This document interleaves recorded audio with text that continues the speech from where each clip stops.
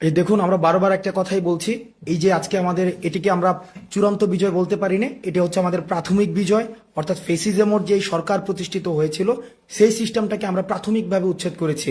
কিন্তু আপনাদেরকে সচেতন থাকতে হবে, দেশটা আমাদের, এই দেশটা আমাদেরকে রক্ষা করতে হবে, সংখ্যালঘুদের নিরাপত্তা আমাদেরকেই দিতে হবে এবং আমাদের ছাত্র জনতা সম্মিলিতভাবে এই দেশটাকে গড়ে তুলতে হবে।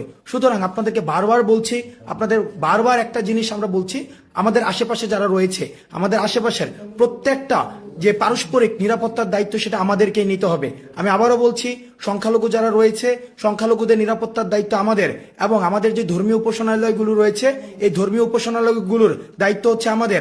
আমরা প্রত্যেকে যার যার জায়গা থেকে ধর্মীয় উপাসনালয়গুলোর দায়িত্ব আমরা নিব এবং আমরা নিশ্চিত করব যেন কারো সম্পদ লুণ্ঠিত না হয়, কারোর জীবন নাশ না হয় এবং এই দেশের কোনো সম্পদ আমরা নষ্ট করব না। আপনারা যার যার জায়গা থেকে আপনারা এই বিষয়টি নিশ্চিত করবেন।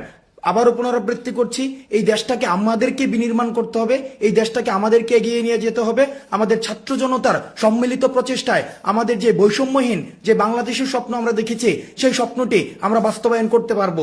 কিন্তু আমরা যে এখন যেটি দেখতে পাচ্ছি যে চারদিকে এক ধরনের যে একটা সহিংস পরিস্থিতি সৃষ্টি হয়েছে, এই সহিংস পরিস্থিতি সৃষ্টি হওয়া এটাকেও প্রতিরোধ আমাদেরকেই করতে হবে। সুতরাং ছাত্র জনতা যারা রয়েছি, আমরা যেভাবে আমাদের ডাকে আপনারা স্বতঃস্ফূর্তভাবে যেভাবে মাঠে নেমে এসেছিলেন, প্রত্যেকে নিরাপত্তা দিতে ঠিক সেভাবেই মাঠে থাকুন এবং নিশ্চিত করবেন আমাদের যেন কারুরই জীবন নাশ না ঘটে, সম্পদ যে নাশ না ঘটে, এবং আমরা নিশ্চিত করব যেন আমাদের কোনো ধরনের আচরণে, আমাদের কোনো ধরনের পদক্ষেপ গ্রহণের মধ্য দিয়ে যে কারো ধরনের জীবন নাশ বা সম্পদ হানি না ঘটে।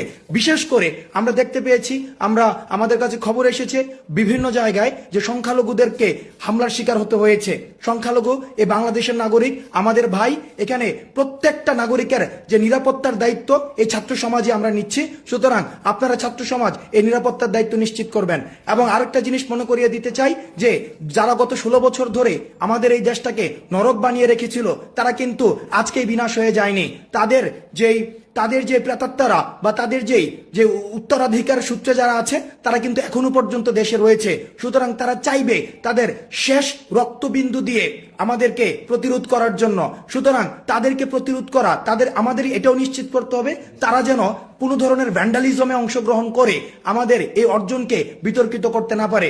এবং গণমাধ্যমে যারা রয়েছে, গণমাধ্যমের খবর সংগ্রহ, খবর প্রচার এবং খবর প্রসারের ক্ষেত্রে আপনারা সহযোগিতা করবেন। তাদের পেশাদারিত্বের সাথে আমাদেরকে যেভাবে আমাদের বার্তাটি সার্বজনীন এবং বিশ্বের কাছে পৌঁছাতে যে ধরনের ভূমিকা পালন করেছে সেটাকে আমরা কৃতজ্ঞতার সাথে স্বীকার করি। সুতরাং গণমাধ্যম জরুরি যে সেবাগুলো রয়েছে সেই সেবাগুলোর যে প্রসার, ফায়ার সার্ভিস, মেডিকেল সার্ভিস, সেই জায়গাগুলো আপনারা নিশ্চিত করবেন।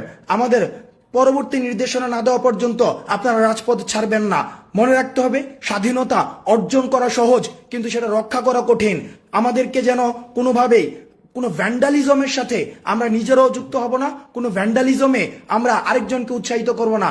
ঢাকা বিশ্ববিদ্যালয়ে যে হলগুলোকে আমরা দেখেছি বিভিন্ন ভাঙচুর করা হচ্ছে, আমরা আপনাদেরকে উদ্দেশ্যে বলতে চাই, বা বিভিন্ন বিশ্ববিদ্যালয়ের হলগুলোতে যারা ভাঙচুর করছেন, আমরা আপনাদের উদ্দেশ্যে বলতে চাই এই ভাঙচুর আপনারা করবেন না। এটি আমাদের শিক্ষার্থীদের হল, এটা আমরা শিক্ষার্থীরা যারা মেধার ভিত্তিতে সিট পাবে তারাই উঠবে। সুতরাং কোনো ভ্যান্ডালিজম নয়, কোনো সংখ্যালঘু নির্যাতন নয়। সবাই ভালো থাকবেন।